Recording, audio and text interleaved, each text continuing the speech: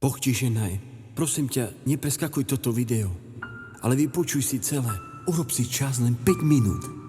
A týchto 5 minút môže zmeniť tvoj celý život. Dneska ti poviem niečo, na čím si možno nikdy nepremýšľal. Počúvaj pozorne. Predstav si, že by si mal možnosť žiť na tejto zemi večne. Nikdy by si nepoznal smrť. Predstav si, že by ti patril celý svet. Tie najdrahšie auta, paláce zo zlata a drahokamov. Mohol by si chodiť po tých najkrajších miestach planety, jesť tie najdrahšie jedlá a mať všetku slavu, po ktorej ľudia tak bežia. Ale bola by tu jedna podmienka. Musel by si vo svojom vnútri precítiť bolesť každého jedného človeka, ktorého stretneš. Hovorím ti, po stovkách rokov by si pochopil, že tento život bez Boha je neznesiteľný. Tvoj luxus by ti bol na nič, lebo by si v sebe niesol nekonečný stres, ťažké depresie, dusivé úzkosti a paniku celého sveta.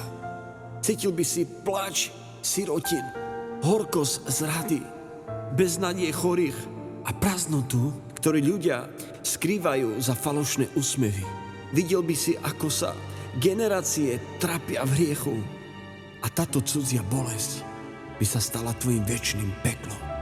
Ale vďaka Bohu, že On je taký milostivý. Boh s nami nezdieľa našu bolesť len tak z diaľky. On urobil niečo oveľa väčšie.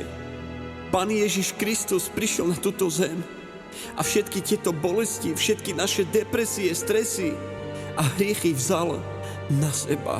To, čo by si ty ako človek neuniesol ani jeden deň, on vyniesol na kríž. On sa nechal zlomiť, aby si ty mohol byť uzdravený. On zaplatil svojou svetou krvou, aby si ty už nemusel blúdiť v marnosti tohoto sveta. On je ten, kto ti vdychol dých života a on jediný vie nasytiť tvoju dušu. Ľudia dnes žijú, ako by mali byť na zemi večne. Budujú si tu istoty, pretekajú sa v bohatstve a zabúdajú na svoju dušu. Ale Božie slovo nás varuje. V Matúšovi 16:26 hovorí: veď čo oslží človeku, aj keby celý svet získal a svojej duši by uškodil? Alebo čo dá človek ako protihodnotu za svoju dušu? Toto hovorí Božie slovo. Toto hovorí Ježiš, nie ja.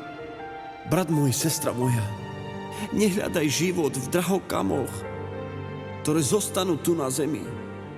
Ježiš ti išiel pripraviť nebeský príbytok, kde už nebude depresia ani pláč.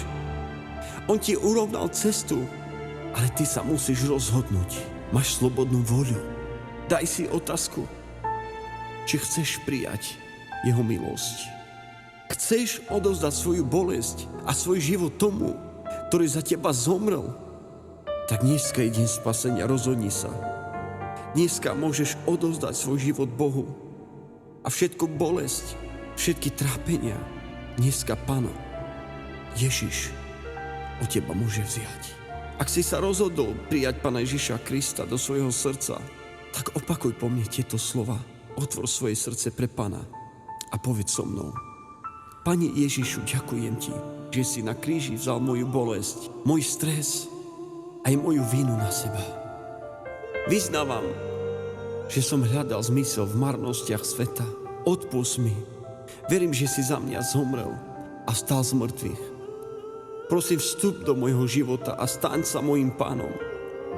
Naplň ma svojim pokojom a veď ma do príbytkov, ktoré si pripravil v nebi. Amen.